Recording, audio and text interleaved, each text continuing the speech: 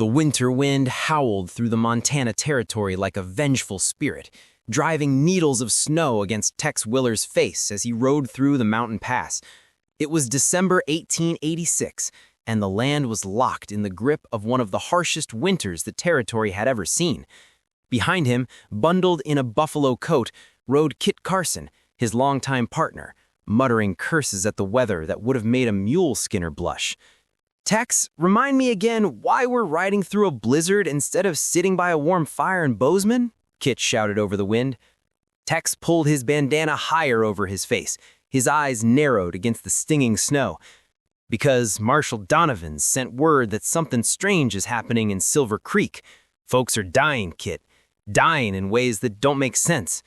"Silver Creek," Kit mused, shaking his head. "That mining town up in the high country? I heard it was abandoned after the silver played out 5 years ago." "That's what makes it strange.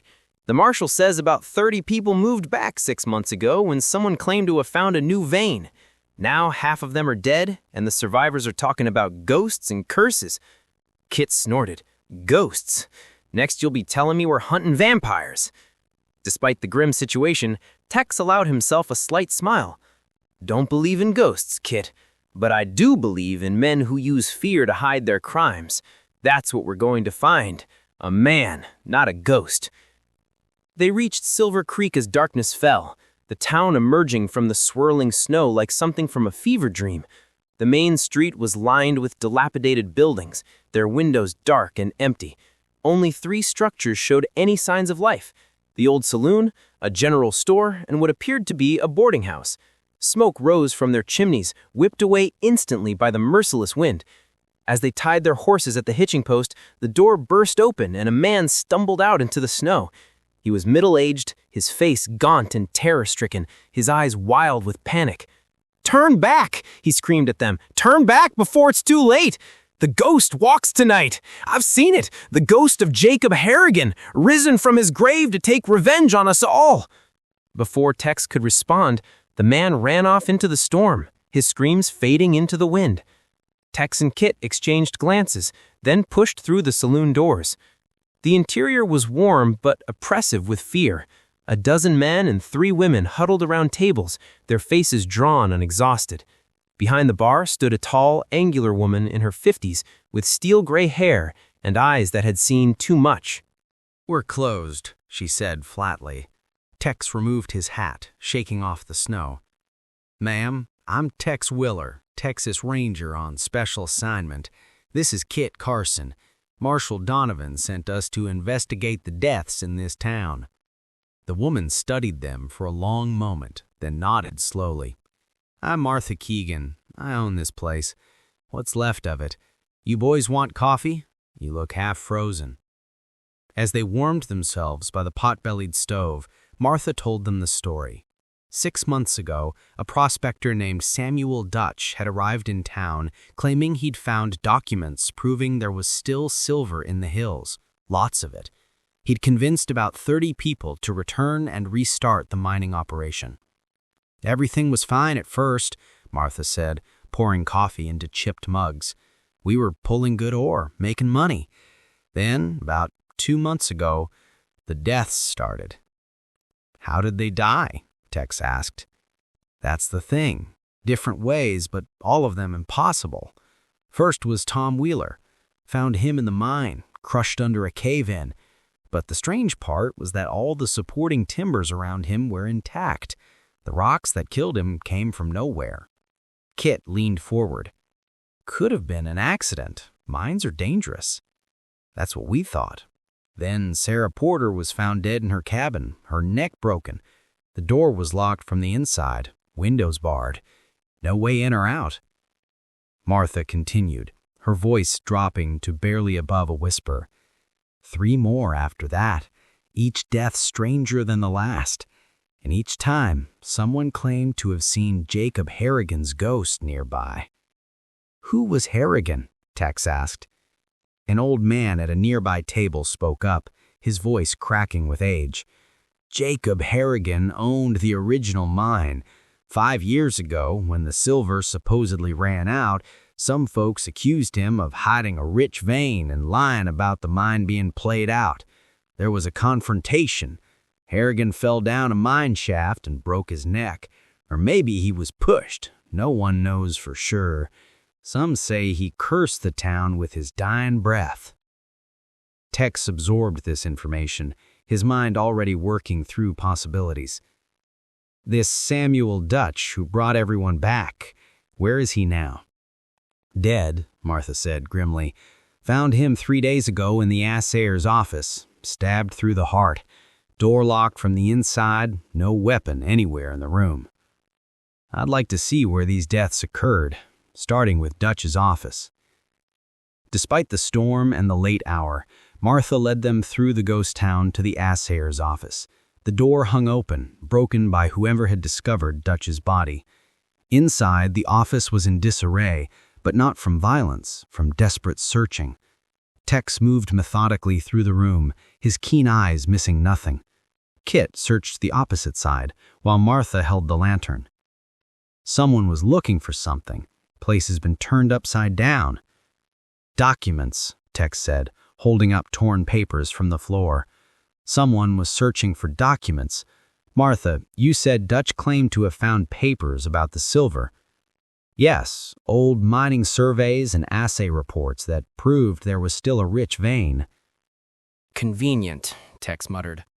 He noticed something on the floor near the desk, a small, dark stain. He knelt and touched it, rubbing the substance between his fingers. Oil, mechanical oil, not lamp oil, and recent. Kit joined him. What are you thinking? I'm thinking that ghosts don't need mechanical devices. Let's check the mine tomorrow at first light.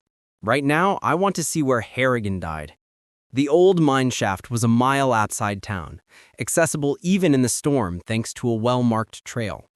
Martha led them to the entrance, but refused to go inside. I won't go down there, she said firmly. Not at night. That's where Harrigan's ghost has been seen most often. Tex lit a lantern and began descending the wooden ladder into the shaft, Kit close behind. The mine was a network of tunnels, many of them flooded or collapsed.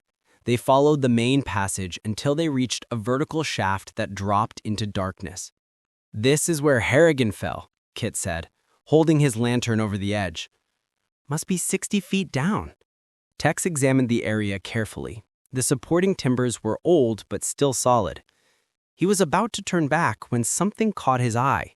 Fresh scratches on one of the beams, and a small metal fixture that looked out of place. Kit, hold the lantern here. Tex examined the fixture closely. It was a pulley, small and well-oiled, attached to a thin cable that ran up into the darkness of the ceiling and down into the shaft. Well, I'll be damned, Kit breathed. Someone's been using this shaft for something, and I intend to find out what. Tex tested the cable carefully. It was strong and recently installed. Tomorrow, we're going to set a trap. If there's a ghost in Silver Creek, we're going to catch it. The next day dawned clear and bitterly cold. Tex gathered the surviving townspeople in the saloon and outlined his plan. There would be a meeting that night in the assayer's office to discuss abandoning the mine and leaving Silver Creek. Word would be spread that the last of Dutch's papers had been found and would be presented at the meeting.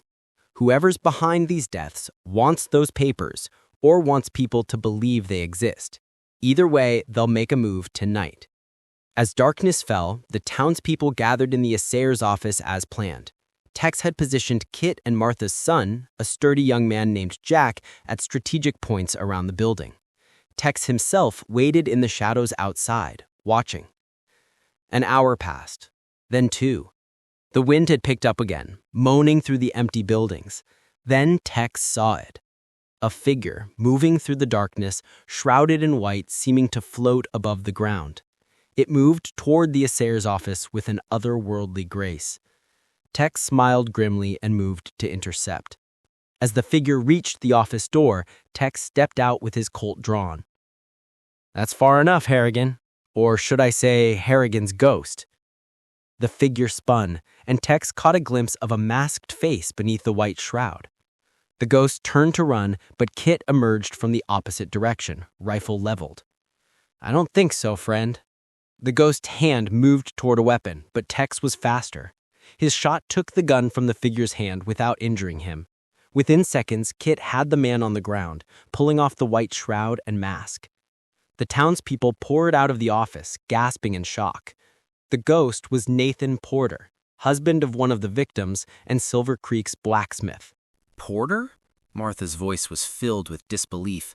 But Sarah was your wife. Why would you kill her? The man's face twisted with rage and desperation. Because she found out. She found out what Dutch and I had done. Over the next hour, as Porter sat in chains, the full story emerged. 5 years ago, Nathan Porter and Samuel Dutch had indeed pushed Jacob Harrigan down the mine shaft. They'd done it because Harrigan had discovered that Porter was stealing from the mine, diluting the silver ore with rock to hide his embezzlement. With Harrigan dead and the mine supposedly played out, everyone left town. But Dutch had kept Harrigan's original survey documents, which showed there actually was still significant silver in the hills. Dutch convinced Porter to help him bring people back with a scheme. They'd find new silver, but secretly they'd be mining the old vein that Harrigan had documented. They'd split the profits and eventually disappear.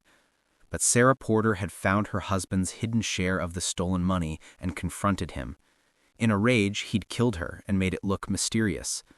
Then he'd realized he could use the old legend of Harrigan's curse to cover more murders. Anyone who got suspicious or asked too many questions. The mechanical rig in the mine shaft, Tex asked. Porter laughed bitterly. My ghost costume. I'm a blacksmith. I know how to rig pulleys and cables. I'd put on the shroud, hook myself to the cable, and float through town. Scared everyone half to death. Meanwhile, I was killing anyone who got close to the truth. And Samuel Dutch? He wanted to stop, said the killing had gone too far, so I killed him too, made it look like another ghost murder. Would have worked if you hadn't shown up. As dawn broke over Silver Creek, U.S. Marshal Donovan arrived with deputies to take Porter away.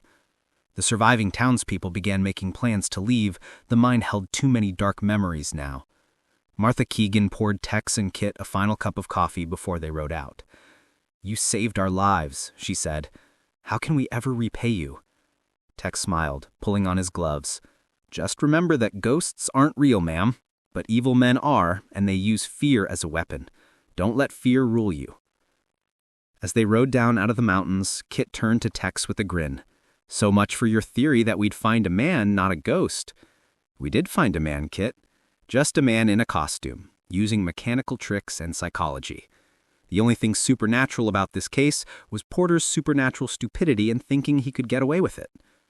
Kit laughed. Where to now, partner? Tex pointed south where the winter sun was breaking through the clouds. Wherever we're needed, Kit. That's where we go. Behind them, Silver Creek faded into the mountain mists, its secrets finally laid to rest. The ghost had been caught, the murders solved, and justice had prevailed once more. For this was the way of Tex Willer, bringing light to the darkest corners of the frontier, standing firm against evil whether it came dressed as a man or a ghost. And as long as there were wrongs to right and innocent people to protect, he would ride on, a guardian angel in dusty boots and a weather-beaten hat. The legend continued.